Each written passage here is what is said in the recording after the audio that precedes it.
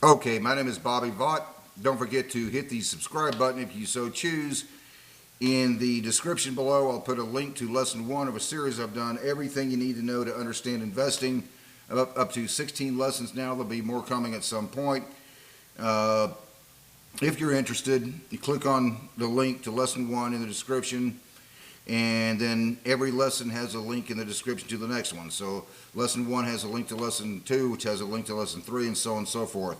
If you're interested, you will understand investing better than 99.9% of the people out there, in my opinion. Okay, today's presentation is not about that, however.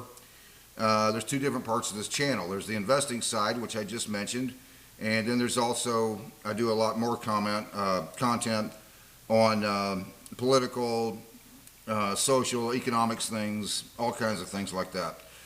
So, which is today, in fact. So we're going to take a look at a video here. We're not going to look at the whole thing. It would take too long. We're just going to look at about a little bit less than a minute of it and then make some comments. So this was, let me just turn this around here. This is from something called a progressive perspective. So they're, progressives. Title of the video, Cenk Uygur destroys Ben Shapiro in heated debate. Much watched clash. So this is this is clickbait. We see a lot of this. First off, so-and-so destroys so-and-so in heated debate. So-and-so crushes whomever. Okay, this is clickbait. We see a lot of this. You're not going to see me using this type of clickbait type stuff on here.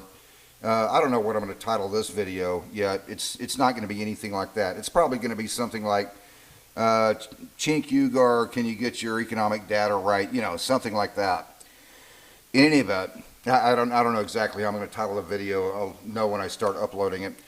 Okay, so we're just going to take a look at this here. First off, I saw this exact debate. This video is 13 minutes long. We're not going to watch the whole thing. We're going to watch less than a minute of it and make some comments. I could hardly comment on the whole almost 14 minutes. It would take too long. But I saw this entire debate. This is probably, I don't remember exactly when it was. It was probably somewhere in the neighborhood of 3 to 5 years ago, somewhere around in there. And I can tell you that Cenk Uygur did not destroy Ben Shapiro in the debate anyway. I thought, yeah, Ben Shapiro held his own really well, and then some. But in any event, the progressive perspective clickbait title aside, let's just watch a little bit less than a minute of this, and then we're going to comment, okay? Let me expand it here to make sure it's nice and big for you. Okay, here we go. So here's Cenk Uygur on the left, Ben Shapiro on the right, and we're going to listen to Cenk for a moment. About taxes for a second. So conservatives agree or say all the time that the golden era of America was the 1950s and 1960s. Well, there's a lot of truth to that. Our economy was... Okay, so he's saying he's not the conservative, but he's saying that he's kind of agreeing with that. It's a matter of opinion, but he's saying that, yeah, he thought the economy was doing well during those years. It was booming at the time, and we became the #1 economy in the world. That was not when we became the #1 economy in the world, however. That actually happened in the 1890s. At that time, the tax rate for the highest bracket fluctuated between 70 and 91%. So that is when we were at our best. It's kind of fun to watch these things. So Cenk says something, and then his little minions, it's like watching a football game. He says something, and his little minions, yay! Give me a C, give me an E, give me an N, give me a K. Boy. Okay, let's keep going. Now, I want to be clear. I'm also a businessman, and boy, that seems high. It does, okay? And one of the reasons my family were Republicans when I was growing up was because before Reagan came in, the highest marginal tax rate was 70%. So now we are nowhere near that. We have reduced taxes. Okay, so you get the idea. Okay, so he's trying to make a link between higher tax rates and an economy doing well, or good economic growth and so forth.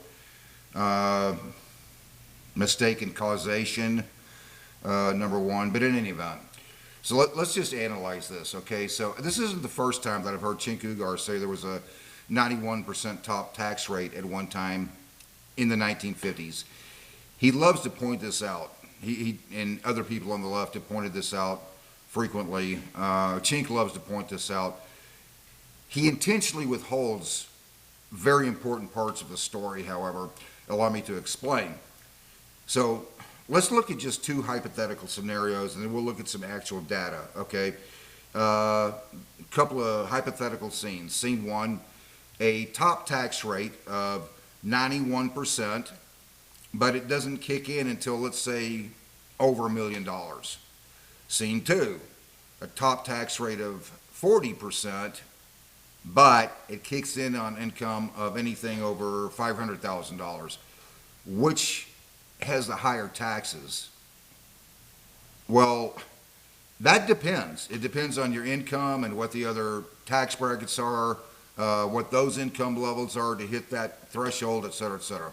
Okay, so that's just a couple of hypothetical scenarios, though.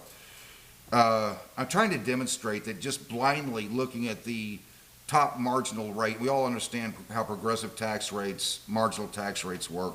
I'm trying to demonstrate that just blindly looking at the top marginal rate is meaningless. Let's look at actual numbers from when there was a top tax rate, federal income tax rate of 91%. This is from the AI overview. The highest marginal tax rate in the United States was 91% from 1950 to 1963. It had previously, I misread that. The highest marginal tax rate in the United States was 91% from 1954 to 1963. It had previously been 91% in 1950 and 1951, 92% in 1952 and 1953, and then back to 91 in 1954. However, it says, it's important to note that this was the marginal tax rate, meaning it only applied to income above a certain high threshold, over $200,000 in 1950, which is roughly equivalent to $2 million income today in inflation-adjusted dollars. Few people actually paid this rate due to deductions and exclusions.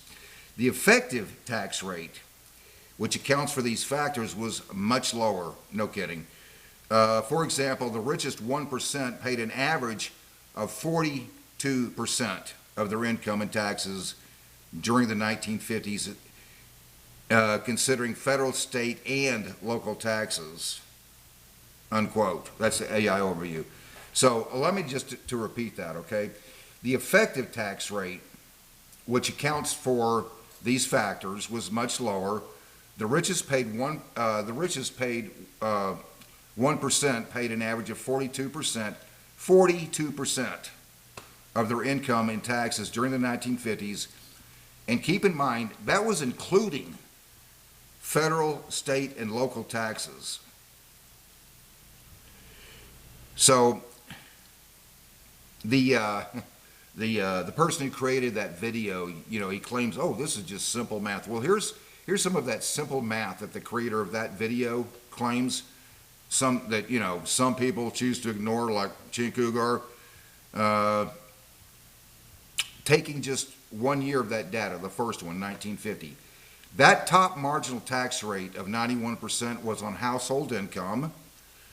The number of households that existed in the United States in 1950 was 44,800,000.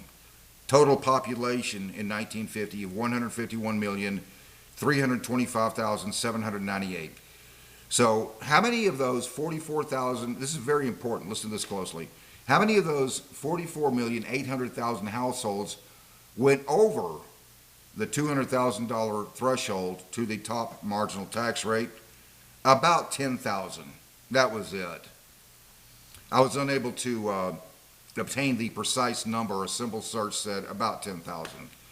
So in other words, first, only one household out of 4,480 even had income at that $200,000 threshold for the top marginal rate. And number two, for reasons already explained, even for those households, the effective rate was much lower. Nobody was paying 91% on any part of their income during those years. Let's make a contrast and keep in mind that threshold of $200,000 for the top marginal rate in 1950, that equates to $2 million in today's dollars, 2025. Inflation adjusted. Today, the top marginal rate is 37%. So, where does that kick in? Listen to this very closely because this is important. Single filers and head of household, that top rate of 37% is kicks in on income over $626,500, not $2 million. In other words, the threshold for kicking into that top rate is much lower in inflation-adjusted dollars. For married filing jointly, $751,600. You see the point? That top rate kicks in at a much lower level, adjusted for inflation. Here's the bottom line. Cenk and this, what was it called again? The progressive perspective. Cenk and the creator of that video clearly too simple to really dig into this. Working all this out is likely too complicated for them. They just blindly look at the top marginal rate and figure that's all they need to know. Wrong. A monkey on crack could figure out how to dig that deep. Number two, for all the reasons explained, that I just explained, federal tax rates were not higher in the years 1950, in the 1950s, early 60s, relative to today, as Cenk claims. They were lower.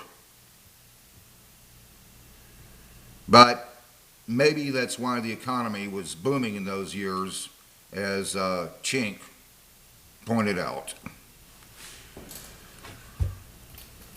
In any event, I hope, with all that being said, hope life is treating you well. Until next time, you have a great day.